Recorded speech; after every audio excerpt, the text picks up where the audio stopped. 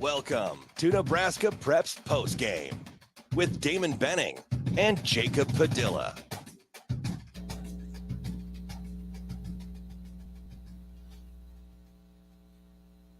That's the big voice guy. It is another episode of NEB Preps with my man Jacob Padilla. I just like to hear Cam say your name. Are you hearing me okay?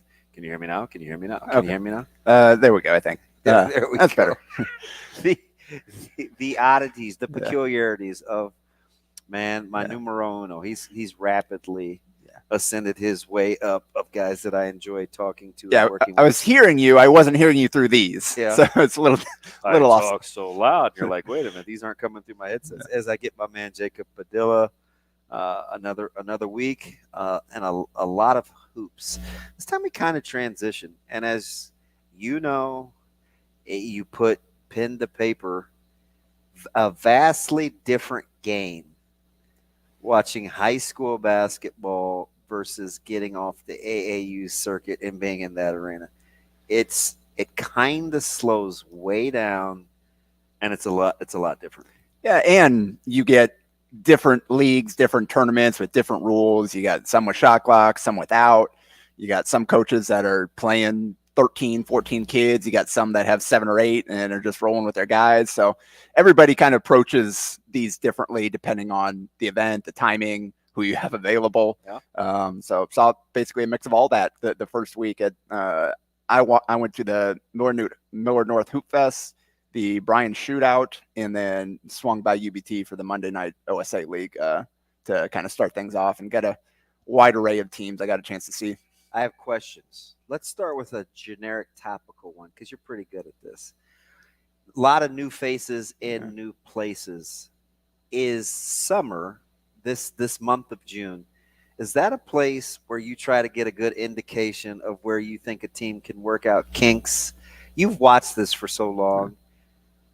You have kind of an unfair advantage of being able to extrapolate and seeing, okay, I think this is going to work. Okay, I think this is not going to work. How much of that do you think is a good indication of what's to be? I definitely think like you'll get the baseline level. There are things that early on these guys have been going to camp for like a week or whatever, especially the newcomers. They're trying to figure it out as they go. So like what you see now isn't necessarily what you're going to see down there, but you can see kind of the skill set and how it fits in with the other guys and what the challenges might be, what the benefits might be of kind of bringing new players together. You see the guys that haven't played yet, they're stepping up and having to fill roles. So it's just kind of a good little preview for, again, like we always remember or want to offer a reminder, game to game, there's going to be different players there. You're not going to always have your most important player. Multi-sport kids are kind of hit or miss there during the summer. So you're never going to get the full picture. The team that's best in June isn't necessarily a preview of who's going to be best in the winter, but you do get to see individuals. Because you still can see those coaches that really want to win the offseason. And I get there's something to be said for momentum, but it's kind of it's a fine line, right? Where are we now versus where I think we can be, and then what's the best plan on how we get there, right? I see some coaches, for instance, let's just take Westside, right? You're going to need depth. You kind of know the nucleus. You need 5, 6, 7. So I think offseason isn't about accentuating the top 4. It's about finding 5, 6, 7. Yep. If you're a little bit more experienced, it's okay. Maybe we weren't good from behind the arc. Let's work on this or whatever that specific thing is. Maybe that's something you want to work on because you kind of know your rotation. Or maybe there are some other coaches. God, we got a lot of new faces. Let's try to interchange parts and pieces and see if I can get a sense on who plays well together. Like it's always something different for the objective. Yeah, and again, like this week I saw Central at the Bryan Shootout. They won. They're going to be interesting. You like my little secret text? They didn't have the same 5 guys there the entire time, but they didn't play much of their bench. It was mostly the main guys. Bell West, they had like 10 guys there, and they split their lineups, played them evenly. There wasn't a ton of the returning starters all playing together. Mhm. They brought a couple of young guys up that were playing with them, freshmen and sophomores. So just little different approaches. Millard North was the same thing at the Hoopfest, where they split up their lineups, and they didn't necessarily play their best five together.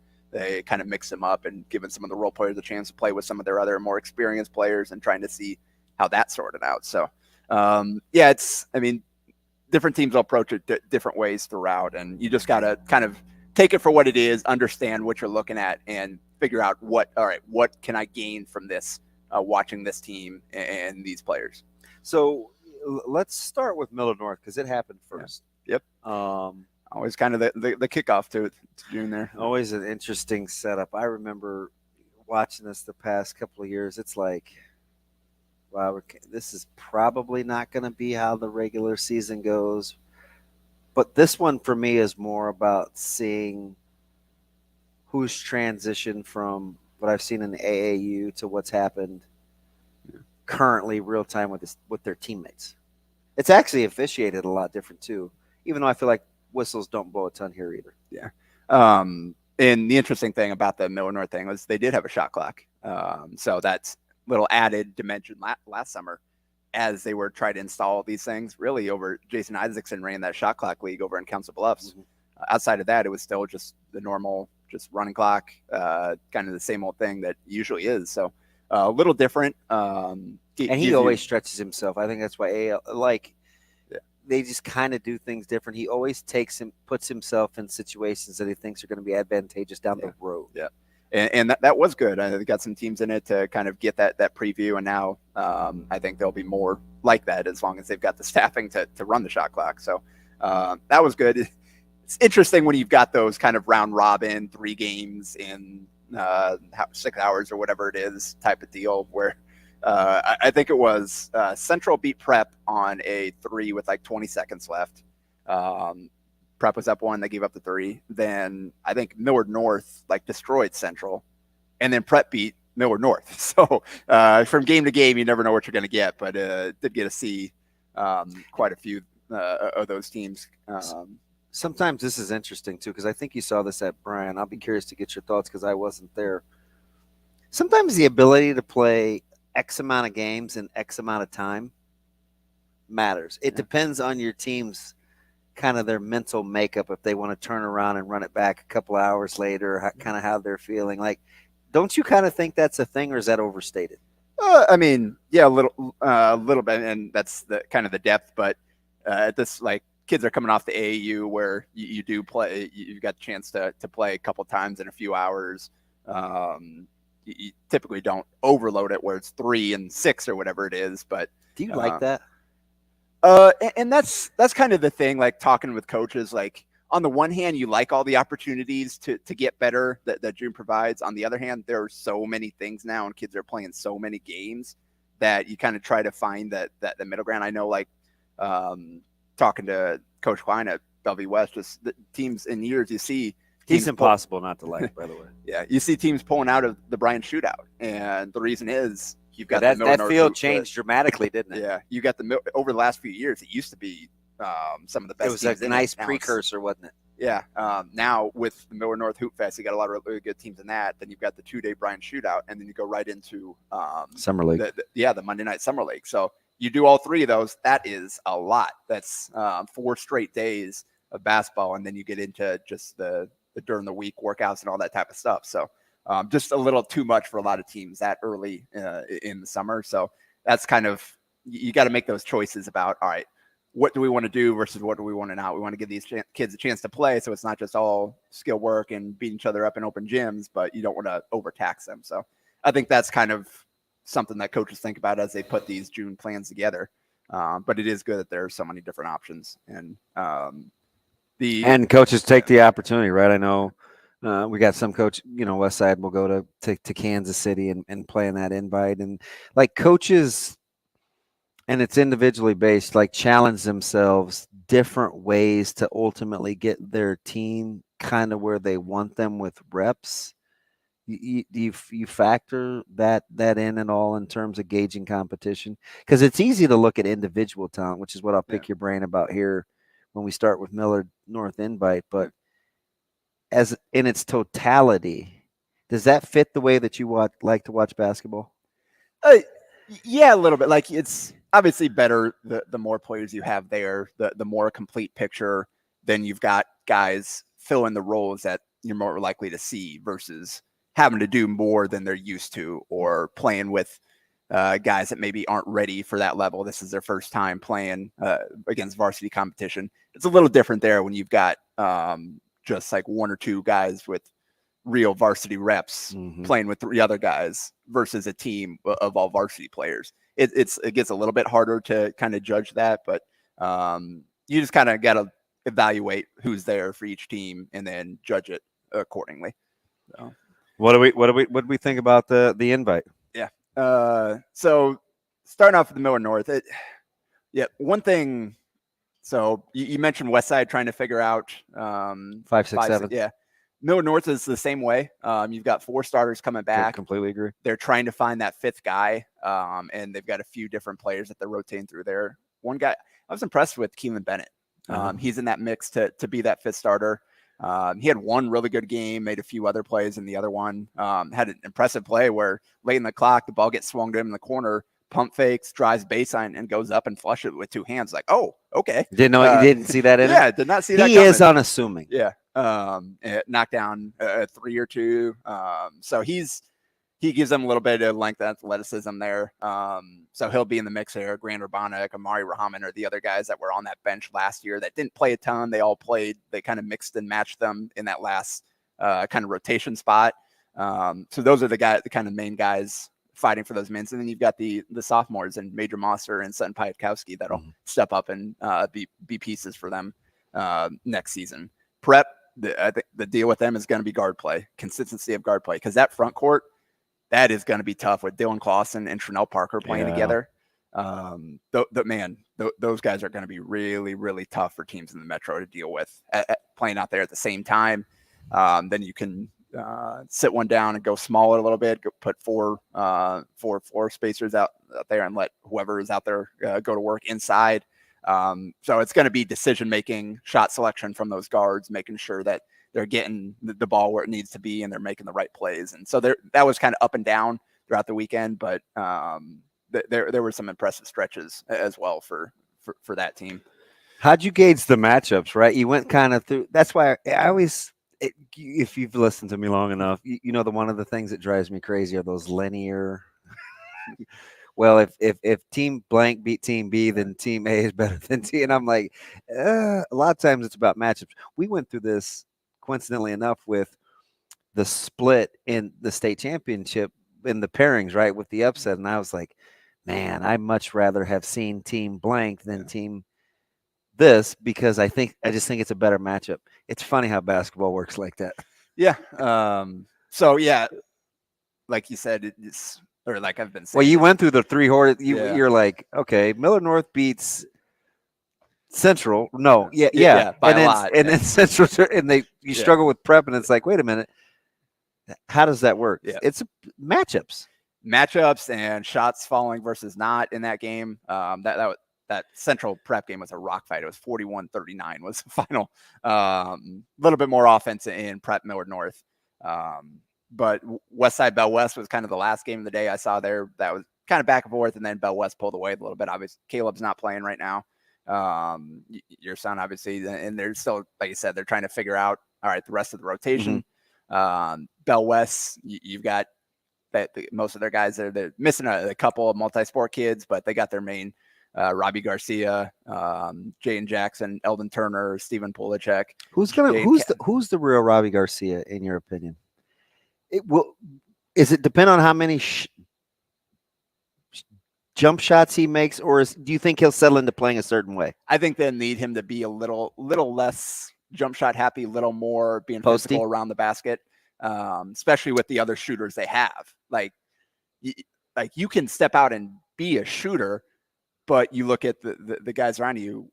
What do you shoot in comparison to the other guys there? Oh, gotcha. Good and point. Where good can distinction. You be more impactful? Or because they've got Jay, and obviously Eldon's kind of more of a get in the paint and make plays type of guy, but Polachek, Jay, and Cassio Jensen, you got guys that can knock down threes. And Cassio Jensen, I I was impressed with him moving the ball. He passed the ball really well, got Jacob a rope, some easy buckets. I think he's figured out just with his experience, and he's got a lot of basketball IQ in that family.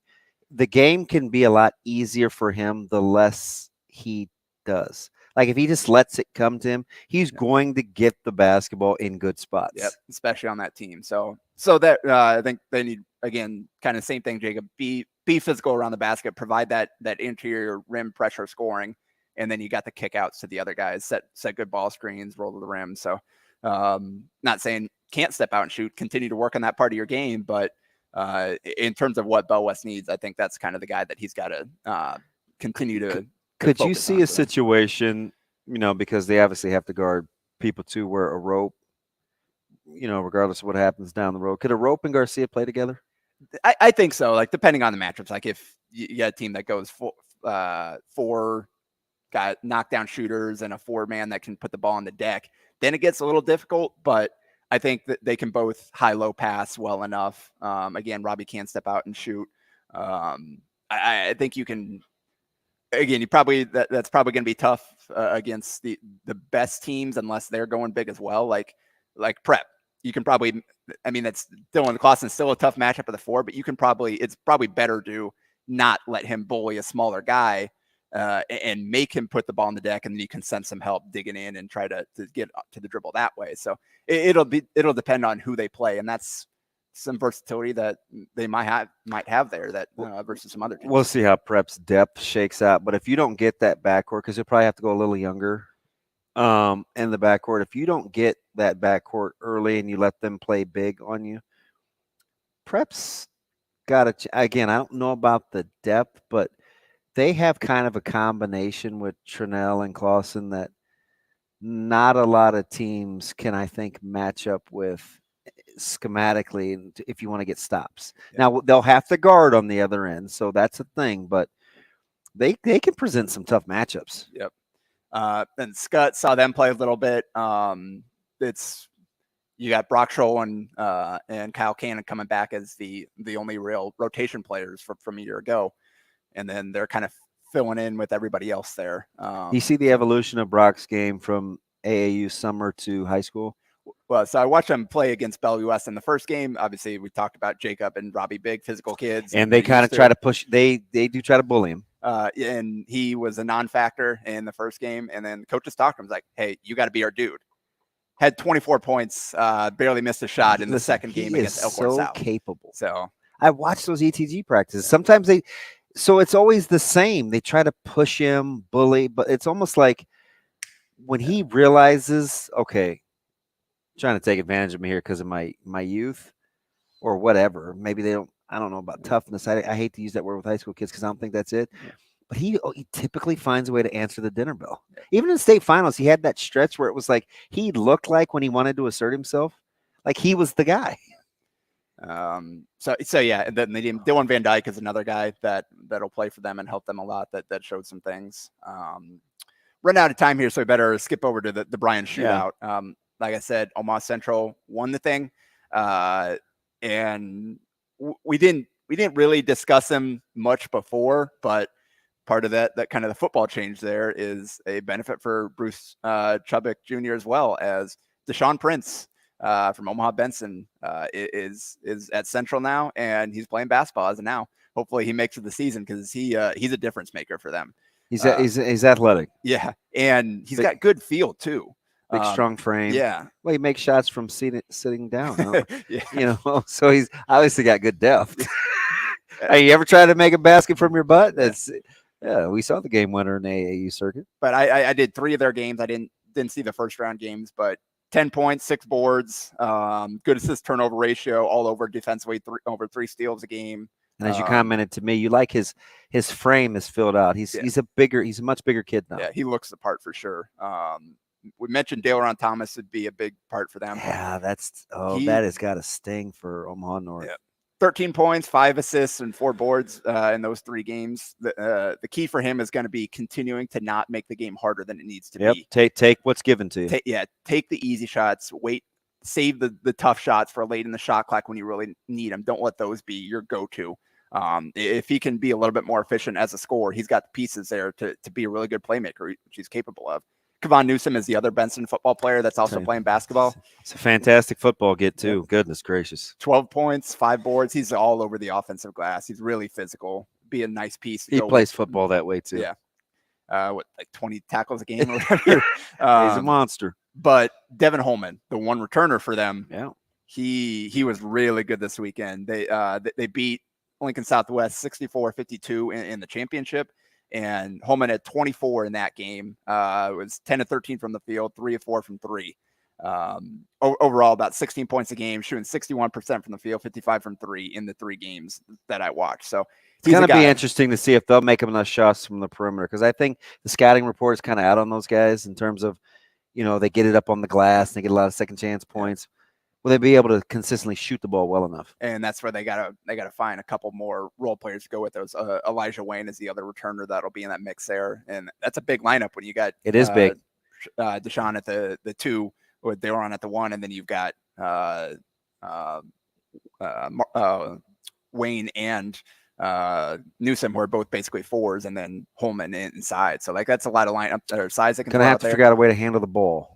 I think teams will maybe try to put pressure on them with Thomas being the primary ball handler, but that'll be interesting. So that's why they got to find another guard or 2 coming to play off that bench to give them more lineup versatility. But pretty good weekend for them overall. Lincoln Southwest went 3-1, lost in the final. They like the new faces and new places. They had they only had 8 guys there. They didn't have a ton. So BJ Bradford, obviously there. He had some good games, some good moments. Braden Frager, I think didn't play as the way he's capable of playing. He's a little EKG though. Yeah. If you kind of look at the blips, I think you'd like to kind of see a little bit more of a consistent trajectory there. And they'll be different once they have their baseball players. Yeah. They're missing some guys. I'll give them a little bit more size, athleticism, maturity than what they have. But Jackson Cruz is playing. Uzziah and Micaiah Sanders were playing. I thought guys that played JV for them last year, Micaiah is playing for me for Nebraska Supreme. Those 2 really tiny, but man, they are scrappy, athletic. They both had double-digit games during the weekend. Micaiah had 11 steals in 3 games that I watched, which is pretty darn impressive. They're going to fight, so it's a good experience for those younger guys to get in the mix. But their best players are up and down right now. It's kind of the same thing last year. They got to find some consistency, some decision making. Whereas Jackson Cruz is really good from a playmaking perspective in the first game. Then maybe not as much, make a couple tough decisions, a couple turnovers here and there. So BJ Bradford had 18 in one game, 16 in the other. Last game, 12 He's points. Hard to stay in front of. Yeah. So again, it's going to be continuing like a lot of these teams, decision making for them. He and Cruz playing next to each other in that backcourt is talented. Yep. It will be about this. You just said it, right? Decision making. Yep. So Bryan finished 3rd place. Amari Bynum was not there. He was at the Colorado Elite Camp. Rylan Rodriguez and Amir Martin are the returners. We like Connor Rodriguez. Off the radar, good player. He had 14 points, 13 rebounds, 4 blocks in the 3rd place game. Amir, about 17 points a game. Didn't shoot great from 3, but was getting to the cup and scoring different ways there. Isn't it weird how you could tell he's made a concerted effort to get downhill to diversify his game a little bit? Yeah, that'll be important for him. Brandon Jarman from Benson, Thomas Alsop made a stop at Westside, didn't end up playing there, and LC Doss from Central were kind of the other starters for them this weekend. And Jarman, 12 points a game, shot 9 of 22, which is about 41% from 3. So if he can continue to do that, that'll help them a lot. Millard West was 4th place there. Jordan Gasson had a good weekend for them, 12.7 boards in the 3 games that I watched from the guard spot.